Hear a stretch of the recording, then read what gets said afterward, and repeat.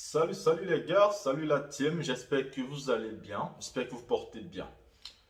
Nous venons, ou alors je viens ce soir parler de la visite d'Emmanuel Macron en Afrique.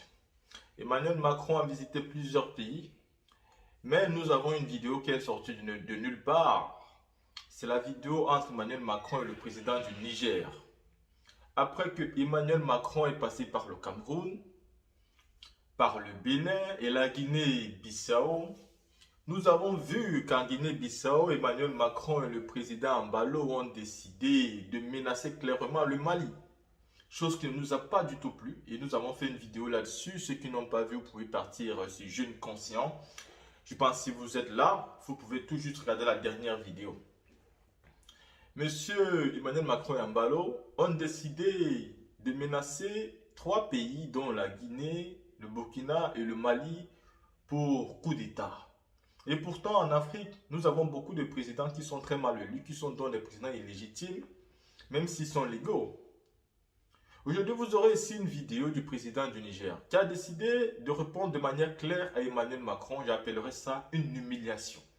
Enfin, en Afrique, nous avons des présidents, même s'ils ne sont pas toujours...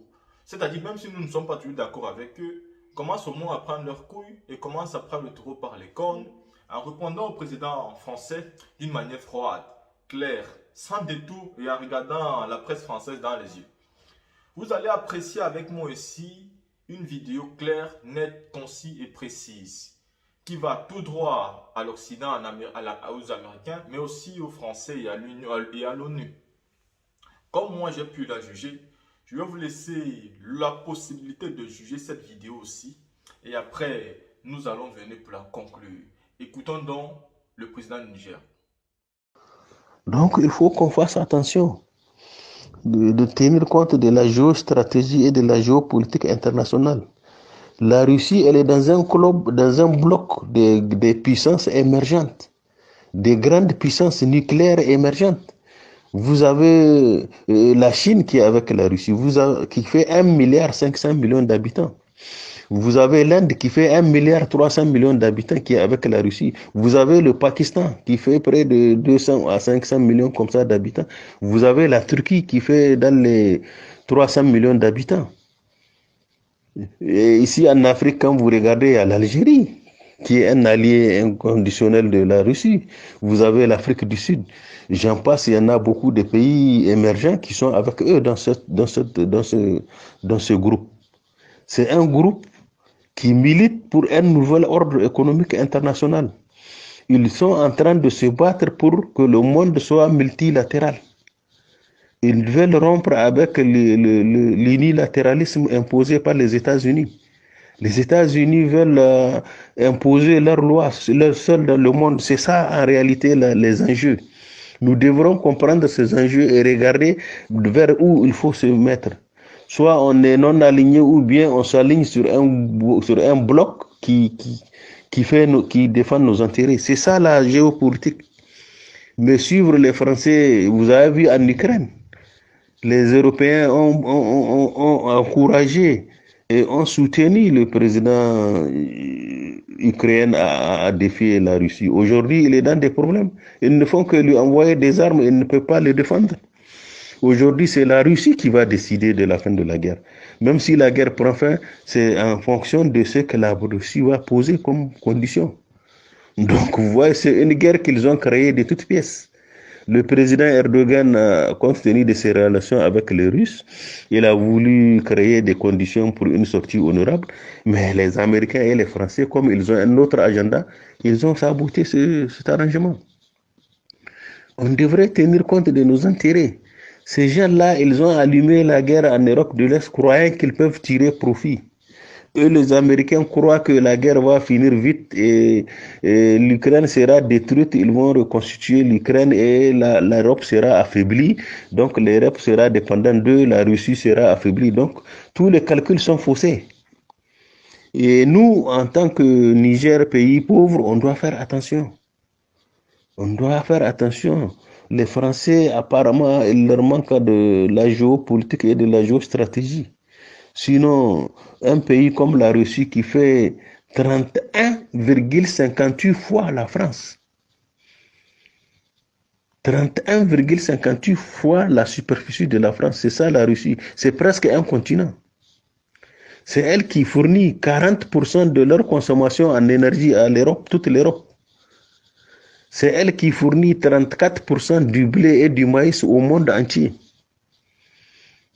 Donc l'embargo contre la Russie, moi je trouve que sur le plan économique, objectivement, c'est un embargo qui est contre-productif.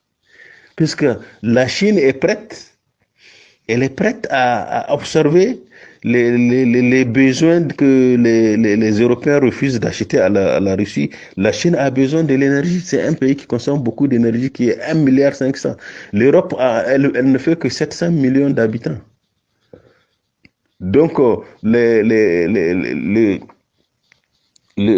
besoins de l'Europe, si elle dit qu'elle n'achète pas à la Russie, la Chine est prête à observer ça.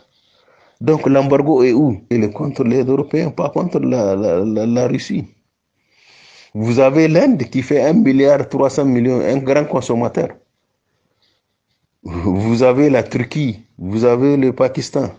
Tous ces pays-là, ils peuvent acheter des produits à la Chine. C'est uniquement les Européens qui font l'embargo contre la Russie. La Russie continue à commercer avec le reste du monde. Donc, vous voyez, la stratégie adoptée par l'OTAN n'est pas bonne. L'OTAN a eu à conduire des guerres sur les bases des mensonges. Vous avez l'Irak, vous avez l'Afghanistan, vous avez le tout proche de nous, la Libye, où ils ont menti sur Kadhafi pour le tuer. Bon, toute cette stratégie-là, les gens ne vont plus accepter les suivre comme ça aveuglement. Donc, il faut qu'on fasse attention, qu'on réfléchisse, qu'on interroge vraiment les grands spécialistes, nos experts.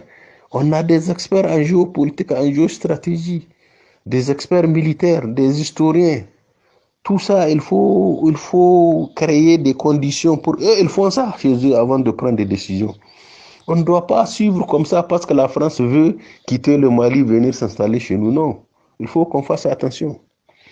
Quand la situation va pourrir, la France va se retirer, nous laisser dans une situation difficile. Moi, c'est mon avis par rapport à ça. Après avoir écouté cette intervention du président du Niger, peu importe sa manière de gouverner, vous êtes forcé d'être d'abord un peu fier. Fier de la réponse. Fier de sa prise de position sans détour, tout en ayant à côté de lui le président français.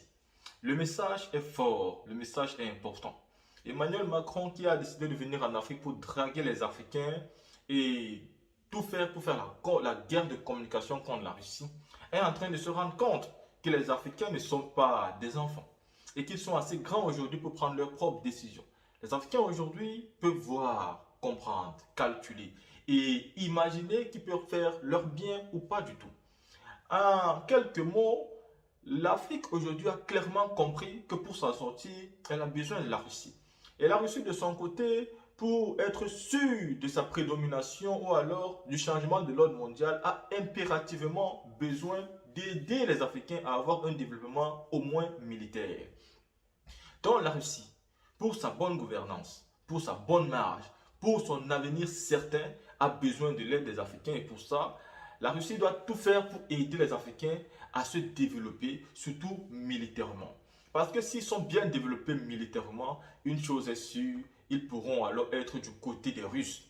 Parce qu'il y a bien longtemps, il y a fort longtemps, les Africains ont été du côté des Français.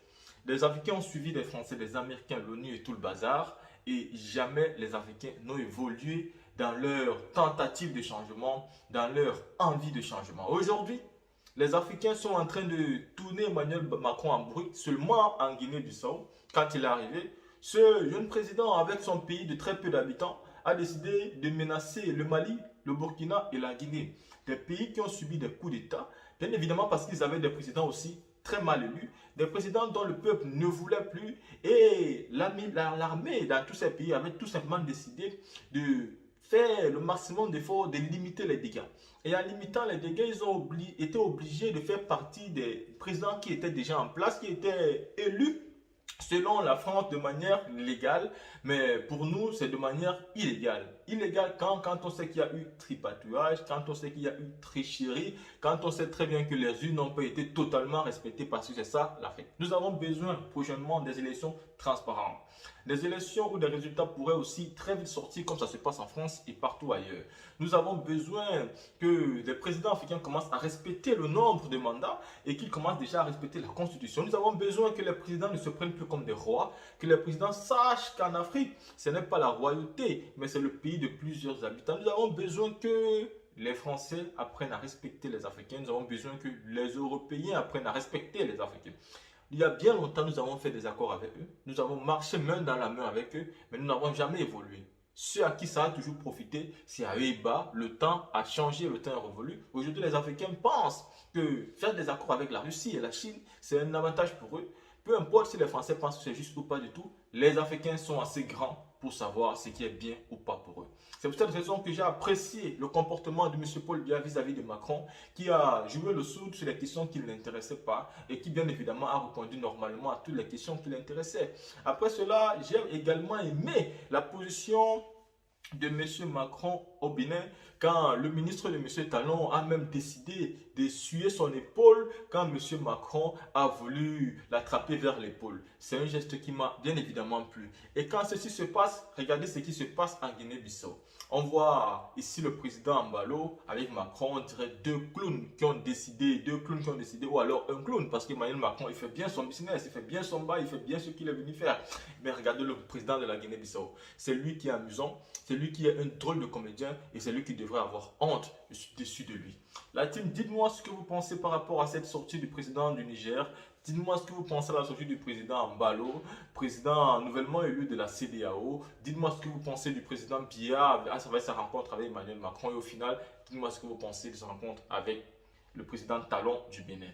Et au final, dites-moi ce que vous pensez de la venue d'Emmanuel Macron en Afrique. Sur ce, à la prochaine vidéo.